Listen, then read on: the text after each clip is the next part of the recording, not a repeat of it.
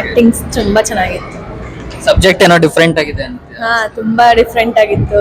ಅಂದ್ರೆ ಮೆಟಾವರ್ಸ್ ಬಗ್ಗೆ ಅಂತ ಅನ್ಕೊಂಡಿದ್ವಿ ನಾವು, ಬಟ್ ಚೆನ್ನಾಗಿತ್ತು ಮಾತ್ರ. ಅದೆಲ್ಲ ಚೆನ್ನಾಗಿತ್ತು. ಚೆನ್ನಾಗಿತ್ತು. ಮೆಟಾವರ್ಸ್ ಸ್ವಲ್ಪ ಡಿಫ್ರೆಂಟ್ ಟಾಪಿಕ್ ಕನ್ನಡ ಇಂಡಸ್ಟ್ರಿಯಲ್ಲಿ ಚೆನ್ನಾಗಿ ಸ್ವಲ್ಪ ಡಿಫ್ರೆಂಟ್ ಇದು ಪರ್ಸ್ಪೆಕ್ಟಿವ್ ಇಂದ ಮಾಡಿದ್ದಾರೆ.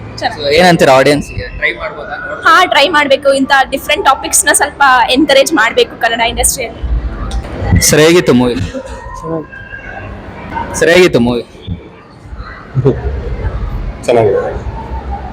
ನಮ್ಗೇನು ಅನಿಸ್ತು ಮೂವಿ? ಸರಿಯಾಗಿತ್ತು. ಕಾನ್ಸೆಪ್ಟ್ ಎಲ್ಲ ಇಷ್ಟ ಆಯ್ತು. ಯಾರ ಆಕ್ಟಿಂಗ್ ಇಷ್ಟ ಆಯ್ತು? ಅಪ್ಪನ ಆಕ್ಟಿಂಗ್ ತುಂಬಾ ಇಷ್ಟ ಆಯ್ತು. ಬ್ರೋ ಹೇಗಿತ್ತು? ಅಂಥದ್ದೇನು ಇರಲಿಲ್ಲ.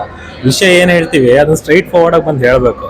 ಮಧ್ಯ ಇಡೀ ಸಿನಿಮಾ ಏನೇನೋ ತೋರಿಸ್ಬಿಟ್ಟು ಕೊನೆಗೆ ಬಂದು ಹೇಳ್ತೀವಿ ಅಂದ್ರೆ ಅದಕ್ಕೆ ಏನು ಅರ್ಥ ಇರುತ್ತೆ ಹೇಳಿ. ವಿಜಯ ರಾಘವೇಂದ್ರ ಮಾಡ್ಯಾರ ಇನ್ವೆಸ್ಟಿಗೇಟಿವ್ ಥ್ರಿಲ್ಲರ್ಸ್. ಬೇರೆ ಥ್ರಿಲ್ಲರ್ ಕಂಪೇರ್ ಮಾಡ್ಕೊಂಡ್ರೆ ಇದು ಯಾಕೋ ಸ್ವಲ್ಪ ಅಂಡರ್ವೆಲ್ಮಿಂಗ್ ಅಂತ ಅನಿಸ್ತದೆ. ಮೇಡಮ್ ಹೇಗೆ ಅನಿಸ್ತು? ಚೆನ್ನಾಗಿತ್ತು. ಏನು ಇಷ್ಟ ಆಯ್ತು? ಯಾರ ಆಕ್ಟಿಂಗ್ ಇಷ್ಟ ಆಯ್ತು? ಸಸ್ಪೆನ್ಸ್ ಇಷ್ಟ.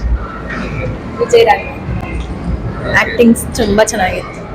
ಸಬ್ಜೆಕ್ಟ್ ಏನೋ ಡಿಫ್ರೆಂಟ್ ಆಗಿದೆ ಅಂತ. ತುಂಬಾ ಡಿಫ್ರೆಂಟ್ ಆಗಿತ್ತು. ಅಂದ್ರೆ ಮೆಟಾವರ್ಸ್ ಬಗ್ಗೆ ಅಂತ ಅನ್ಕೊಂಡಿದ್ವಿ ನಾವು, ಬಟ್ ಚೆನ್ನಾಗಿತ್ತು ಮಾತ್ರ. ಅದೆಲ್ಲ ಚೆನ್ನಾಗಿತ್ತು.